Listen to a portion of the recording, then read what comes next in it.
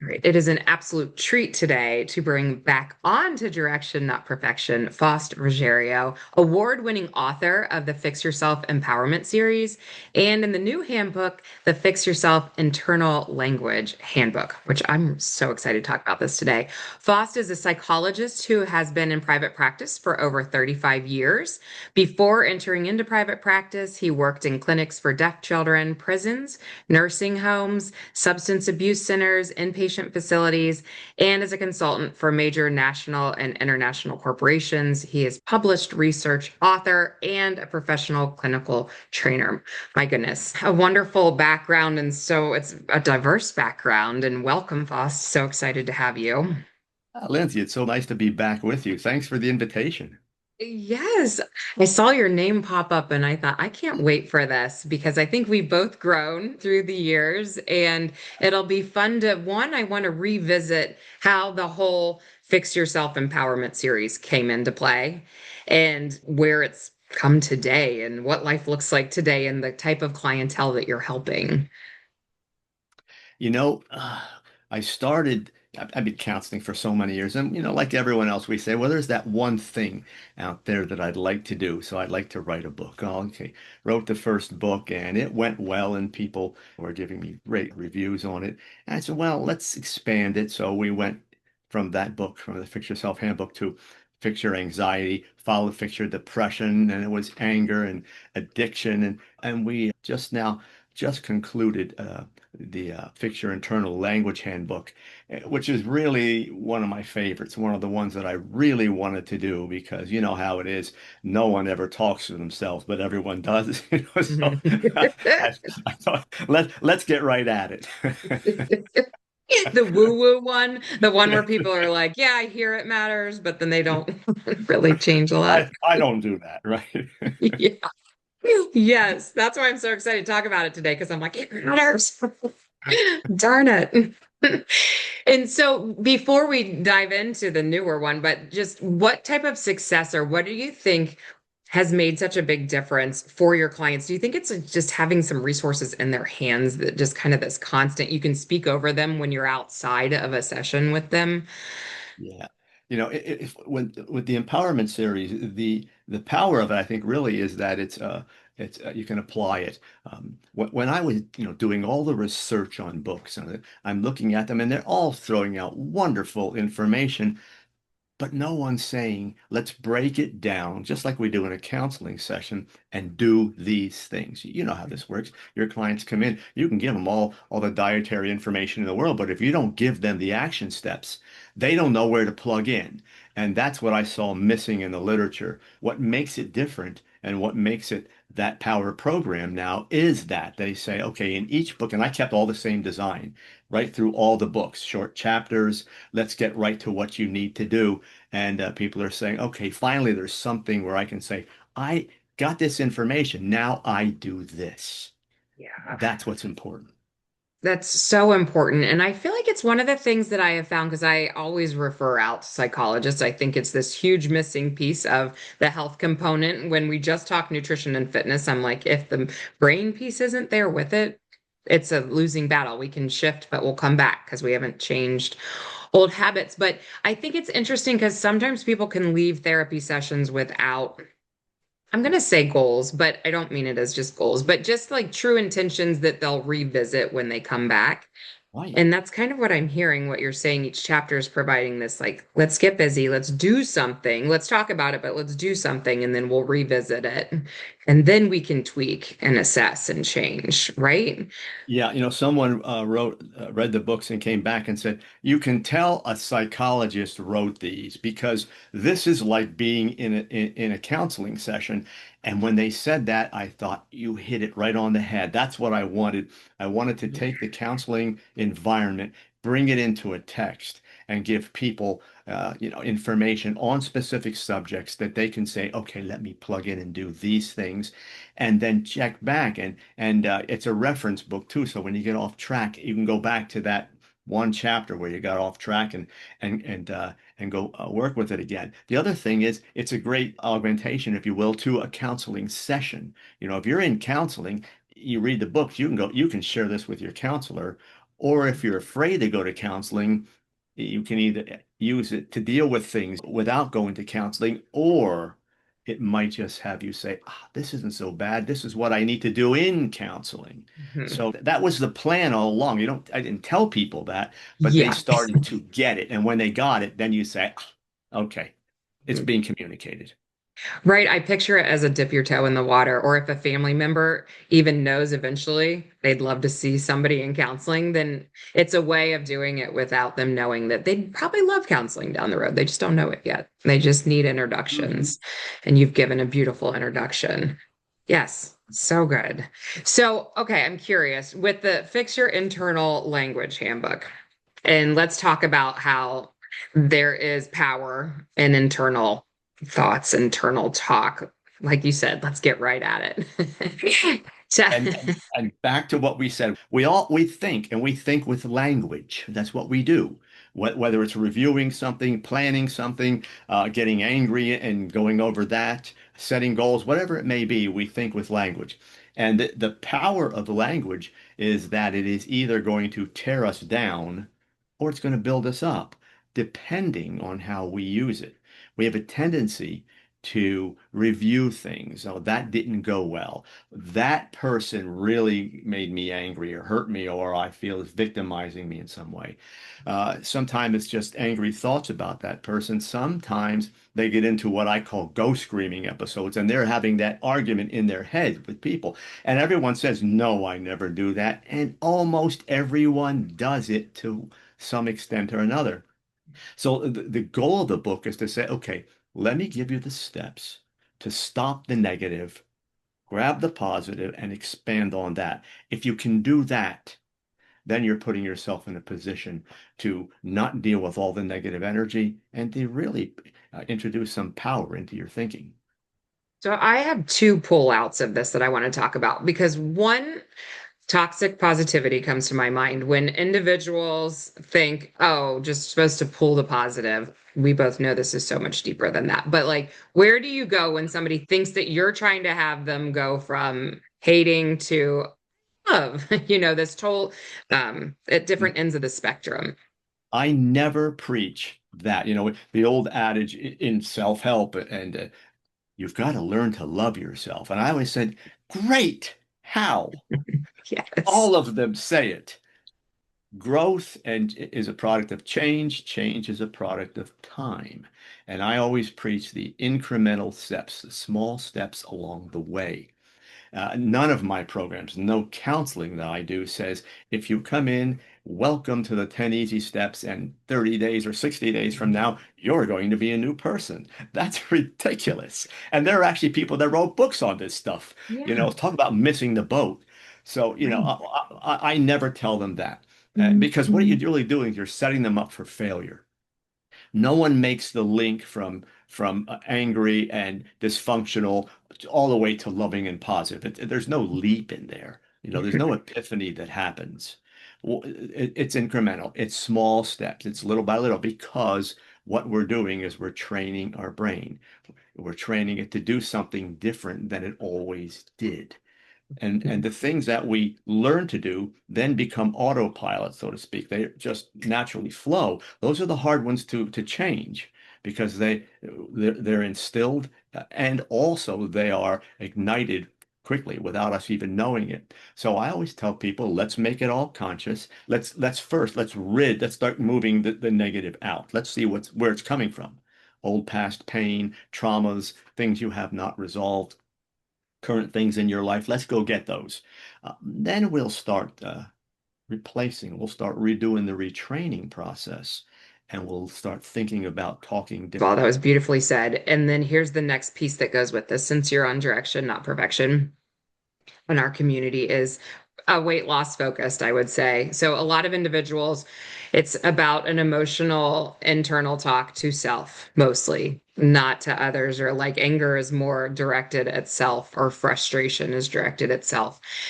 Can you kind of give an example of what that gentle shift of language would look like for the person going down the rabbit hole of I'm so lazy, I'm so fat, what does that start to look like?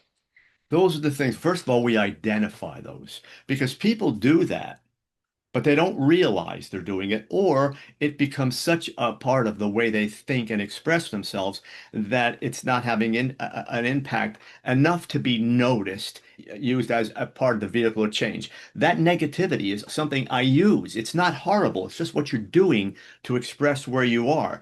So I'm going to grab that and say, okay, this is what you're saying. We're going to look at where it's coming from.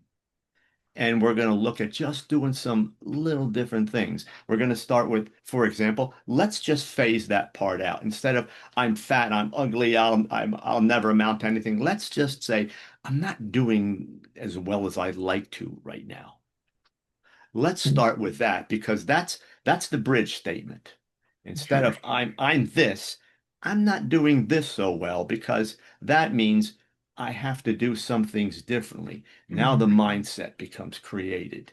Now we're going to say, okay, let's start looking at all the things you have to do differently. I have a lot of folks that I work with weight problems, and they come in and you know it. It's not just I eat a lot or I have bad habits. It's a lot of other things that go into it. And they'll go on, welcome Ozempic. Scares the heck out of me because that, it has its negatives. I said, why don't we put a program in that has its positives? And most people go on those programs, have to stay on the pill or they come off and they go back to the weight. And the pill doesn't come with a guide. It doesn't come with a psychologist to say, now do these things. Mhm. Doesn't have a nutritionist, a dietitian saying, okay, along with that, they shouldn't be on the pill without that. Right. Okay, so go ahead. No, no, thank you. Well, don't lose where you are because I do want to say, because I worked in weight loss surgery, and you mentioned, we'll say all GLP-1s, or we could say weight loss program, Jenny Craig Weight Watchers. What we're saying here is not that anything, people benefit obviously from jump starts. The problem with the jump starts is that we can't lose all the other good habits that we've already been working on, right?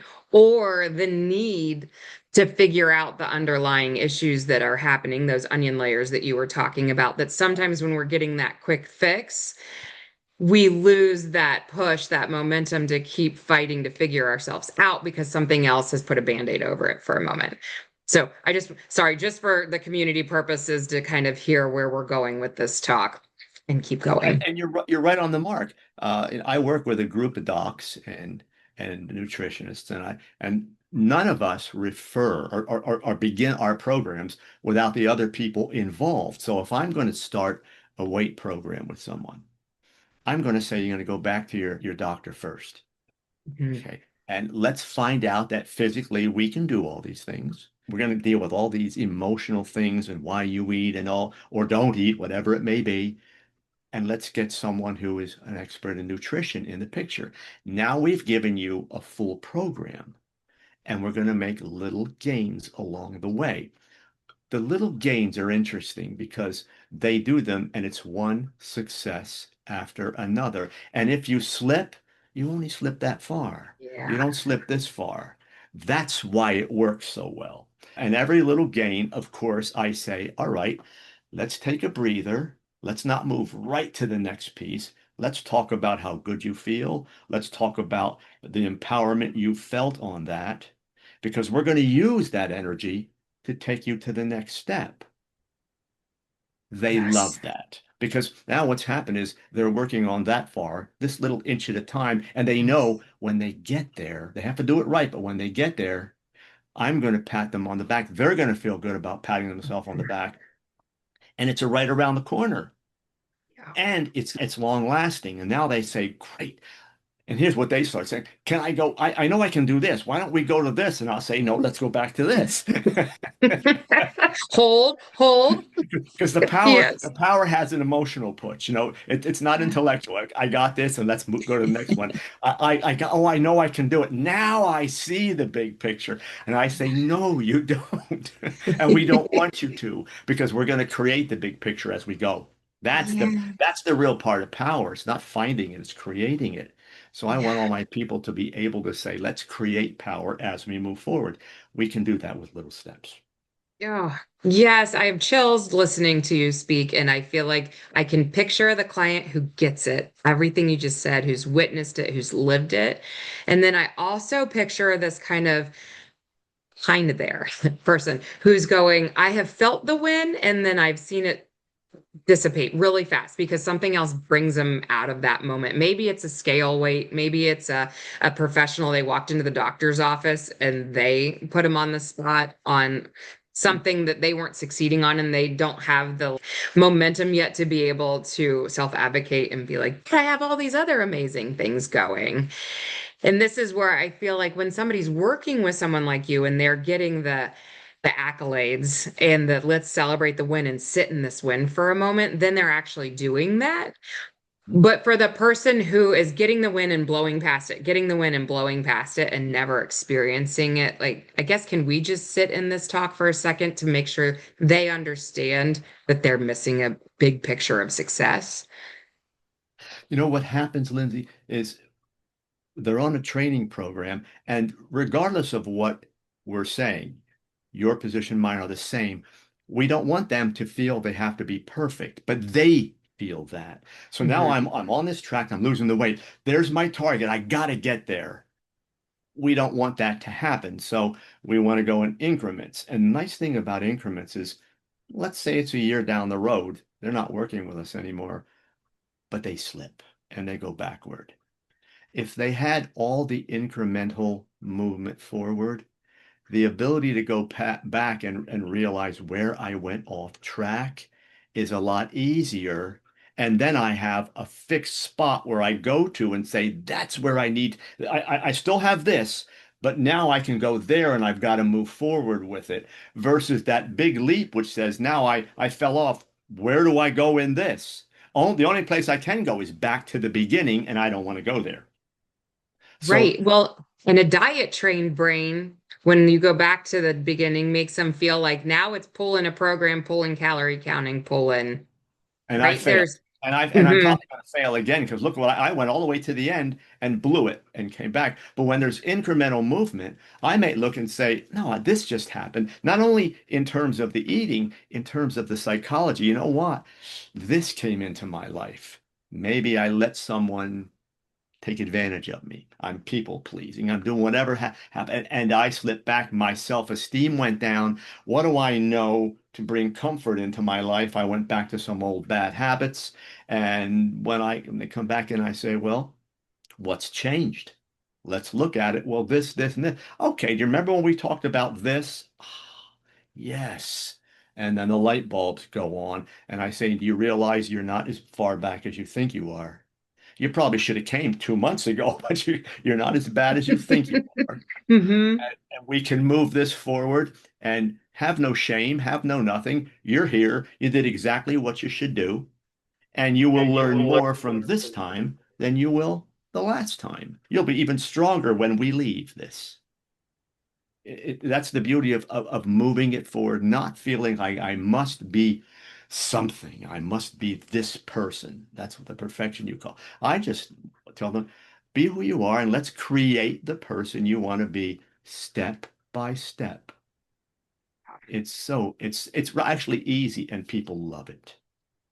Yes, and I agree. And I'm picturing people listening going, well, I think it's working that way because they're going into a session and being handheld kind of through it to the point that you said you help remind them. Do you remember what it was like a year ago? That's not where you are anymore. We're not back there. We're here. Right. And so, kind of back to that discussion, do your books do the same thing as far as like I'm forever trying to find the tactic to help them figure out I'm not as far back as I thought I was. Yes, I believe everybody should have a coach or professional working side by side with them, but for the person who hasn't gone there yet, is it journaling so they can look back through notes? Well, Is it journaling helps. Unfortunately, not a lot of people want to do it. And if they do get stuck, now they have to say, okay, let me go find this in the journal. Mhm. I actually build with counseling. It's hard to do it in a book, but with my people, they don't know, but I build little stops into the session. Okay, you know, here. And then there's a kind of like stick a pin in that part of it. Then we move and I stick a pin in again. When they come back in, I remove the pin. I say, remember this? And all of a sudden, mind goes back to what got them to where we were Yes. and where they want to go. I always said that with, my first thing about counseling is when they come in, I want them to have a good rapport with me and I want them to not be afraid of it, then to like it, then to love the counseling. Love, but not be dependent on it. I want Yes. them to be able to say, I like this growing. I like this change thing. And thanks for guiding me through with my training wheels. Get me to the point where you get your wrench out, we take the wheels off, and I sail on.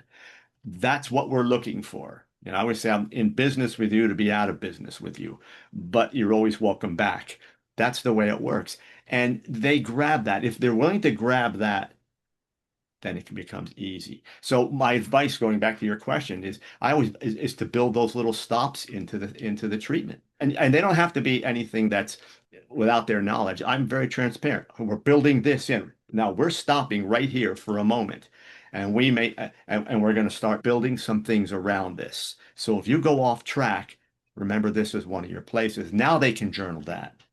Okay, if I Mhm. go off, I have to go there. A lot of times that stop I'm building in is one of the pressure points maybe. I got through mom's abuse and we're through that, but we know that it connected to so many different things. So I said, coming through that, we're going to put a little stop there. Now, if it gets out of whack down the road, go back and see if anything there is happening. And if that's the case, you have two choices to make. I think I can get this. I may need a little refresher on that, whatever it may be. If I'm not around, and they need someone, they could say that to a friend. This is where we stop. They can't get in touch with me, or they choose not to. And this is what's bothering me. Sometimes they don't need me. They need to go back and just grab that little spot and smooth that out. Right. You're teaching a skill set, and you kind of gave an example with blowing past a boundary, even. I Mhm. liked this example, so I want to go back and visit because I think this resonates with a lot of my clientele. That because a boundary was blown past, then an overeating or an emotional eating episode happened. And it's more about that entry point, more about that boundary.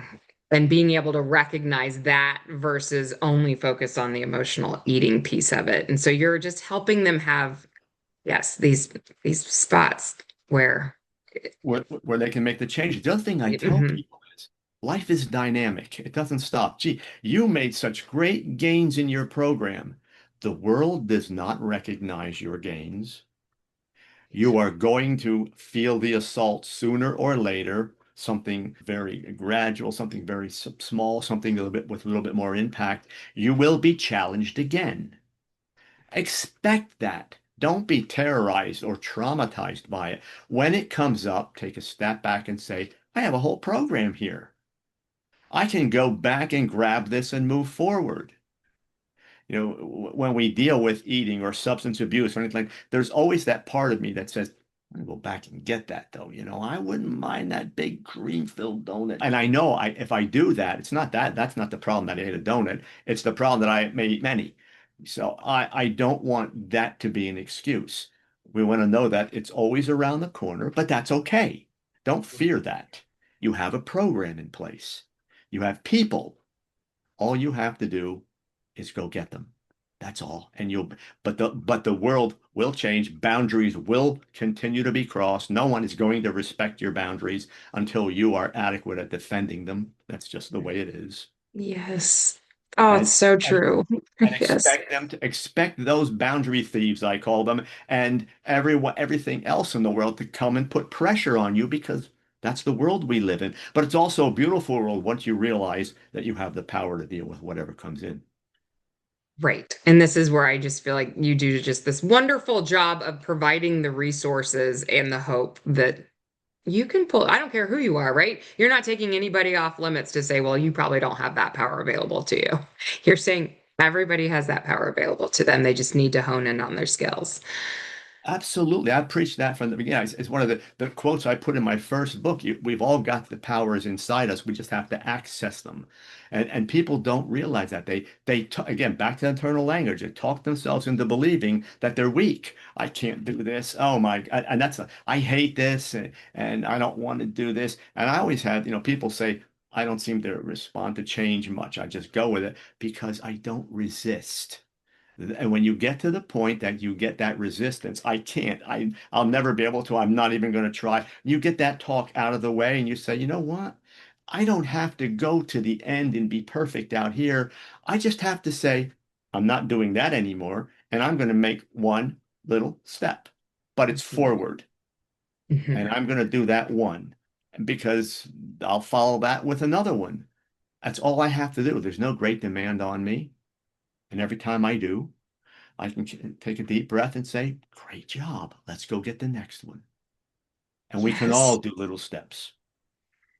Yes. And this is why you and I can be friends because Exactly. I believe so strongly in this and want people to hit play on this every day because I think we need it spoken over us so much when it's not innate and natural. And I feel like I asked you this last time, and I'm kind of pulling away from our original chat here, but just what am I not asking you that you were hoping to chat about with even the internal language or your books? You talked about destinations and talk about perfection.